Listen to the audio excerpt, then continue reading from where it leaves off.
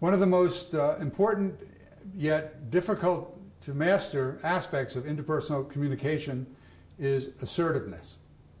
Assertiveness is what we often call standing up for yourself. Standing up for yourself is an important aspect of both our business relationship and our personal relationship. But assertiveness implies standing up for yourself in such a way that you do not violate another person's rights. Another way of thinking about assertiveness is getting what you want, getting what you need, using fair and reasonable means.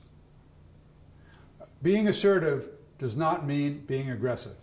Some people compare assertiveness to aggressiveness in terms of being on a continuum of behavior, but they're really two different and separate concepts. Assertiveness, standing up for your own rights. Aggressiveness, violating or using whatever tactics is necessary that may hurt or harm another person in order to get your way. The opposite of assertiveness is not aggressiveness. The opposite of assertiveness is non-assertiveness. In other words, if you don't stand up for your rights, if you don't try to get what you need using fair and reasonable means, you're not being assertive. One way to understand assertiveness is to think about various situations in which assertive behavior may be called for. One that we're familiar with is when somebody starts smoking in a non-smoking area.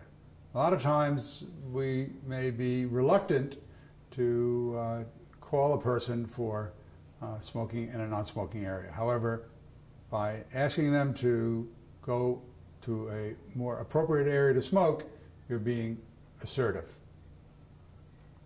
Another example of assertiveness is when you want to return an unsatisfactory purchase to a shop. Some stores will have a policy of accepting returns without any questions. But many times when you try to return an unsatisfactory purchase, you need to make sure that the store takes back the unsatisfactory item and gives you a refund. That calls for assertiveness. Another example of assertiveness is asking for a pay raise. Sometimes it's politically incorrect to ask for a pay raise. But in other organizational contexts, the only way you're going to get a raise is if you ask for it. So therefore you prepare your case, you go to your superior or your boss, and you make your case and ask for your raise. That's being assertive. Another case of assertiveness might be in terms of reprimanding a subordinate.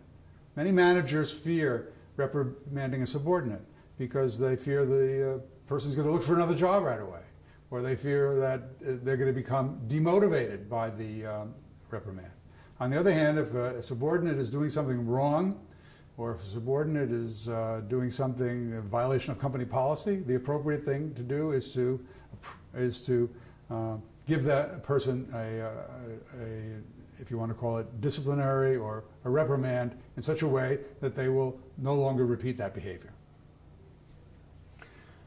Another example of being assertive is to reopen a conversation or dialogue with someone you've had an argument with. You've had an argument with someone, a disagreement, perhaps it was emotional. You don't necessarily feel comfortable talking to them again. On the other hand, the assertive thing to do is to reopen a relationship and reopen a dialogue with that person so that you can work with them going forward. Assertiveness is a large subject, and it's really impossible to cover every possible situation that may come up. So I'd like to present to you some do's and don'ts about being assertive. If someone ignores you while you're trying to be assertive, don't be discouraged.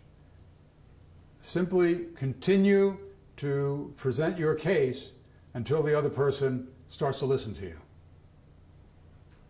While you're being assertive, you should refuse to be distracted by the other person. Another person may try to sidetrack your assertiveness by bringing up unrelated issues or by changing the subject. Don't let that sidetrack you. Don't let that stop you from being assertive until you've made your point. While you're being assertive, you can also be empathetic. After all, another person is going to have a different point of view. Another person may have their own opinion, and therefore you're asserting your rights. On the other hand, try to be understanding of the other person at the same time. When expressing your point of view and being assertive, try to avoid being domineering or dogmatic. And the best way to do that is to assert yourself in an even tone of voice.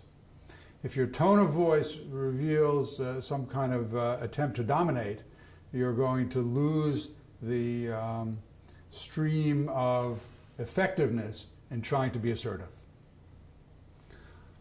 One typical situation that calls for assertiveness is if a prior agreement you've had with someone is being violated. In other words, behavior or a situation has sort of fallen back into the original state where you were originally needed to be assertive. What do you do then? You then reassert yourself and point out the discrepancy between what's going on now and what you had previously agreed upon, trying to bring the situation back to one which meets your needs.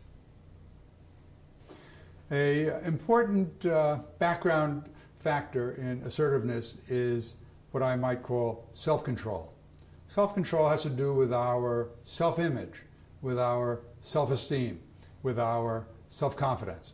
If we are positive in our self-image, we will tend to be assertive. The more positive our self-image and self-esteem, the more likely it is that we'll be assertive. So this is an important thing to keep in mind. Another aspect of self-control with regard to assertiveness is how do we deal with stress? Very often, the need to be assertive is most important when things are stressful. For example, in a stressful work situation. So under those circumstances, don't back off. You have your needs, you have your rights, be assertive, despite the high level of stress that you're encountering. Finally, there is the issue of what happens if I'm assertive and the other person gets angry or aggressive. In other words, I recognize my rights and needs, I'm being assertive, the other person has blown up on me. The appropriate approach there is to use the concept of silence in interpersonal communication. Don't respond to the other person's anger or aggressiveness. Eventually, things may calm down, and you can say in the interim that you're considering what the other person has to say. But in the end, continue to be assertive. We will view an interview between a bank manager and a customer. Mr. Samuel Wise is the assistant manager at the Salem branch of the East Coast Bank. The customer, Mr. Brown, has had an account with the bank for several years.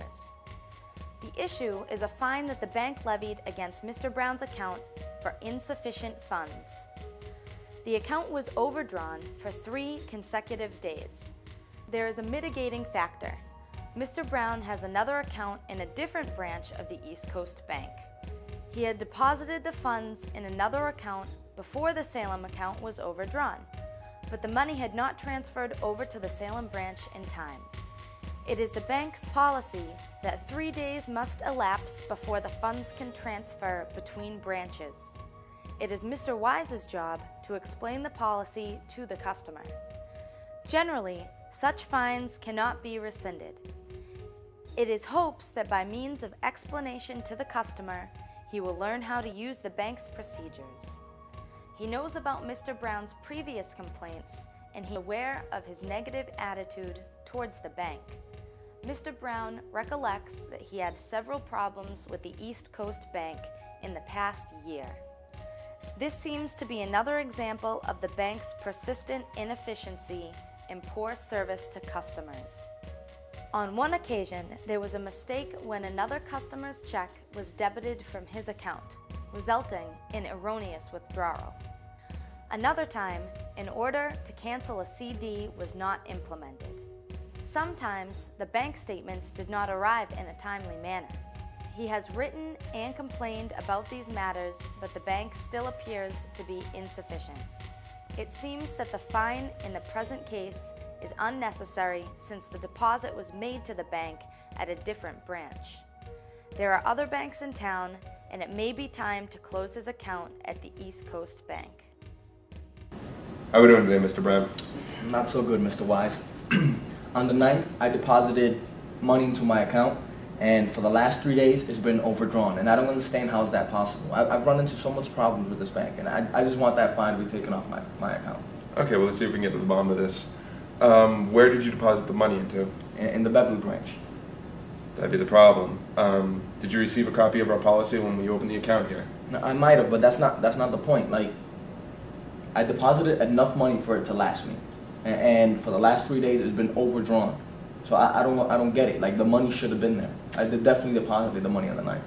Mr. Brown, I'm not saying at all that you did not deposit the money. I completely believe you on that. But here at East Coast Bank, we have a policy which you received when you opened your account, that if you deposit money into any branch but your home branch, which is the one here in Salem, it's going to take 3 days for that money to become available for you at your home branch. Why would it take 3 days? Like, isn't the one in Beverly branch still East Coast Bank? Isn't still the East Coast Bank? You guys are still the same company. Like, why would it take 3 days for it to process from the Beverly branch to this branch? You guys are like a mile away. I don't understand.